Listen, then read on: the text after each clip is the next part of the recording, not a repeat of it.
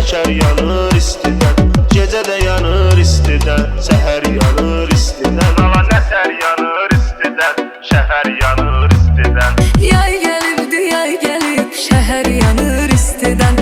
Bayrada çıxmaq olmur, nətər yanır istidən. Maşınla sürmək olmur, təkər yanır istidən. Gecə də yanır istidən, səhər yanır istidən. Hava nətər yanır istidən, şəhər yanır istidən.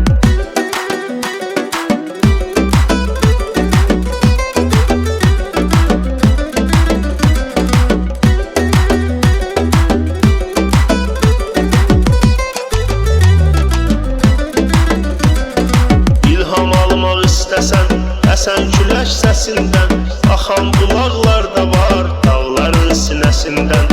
Gəl Şamaxıya qonağım ol, sən də xatirə saxla, hər kəsi valih eləyər sərin yay gecəsindən. Gün ortalar həyətdən, başını çıxarmaq olmur, istədiyin bir yerə ayaqla çatmaq olmur. Gündüz o qədər istidən yorğun olur ki insan, gecəni də yatmaq olmur, səhəri də yatmaq olmur. Yay gəlibdi, yay gəlib, şəhər yanır istidən, heç yana çıxma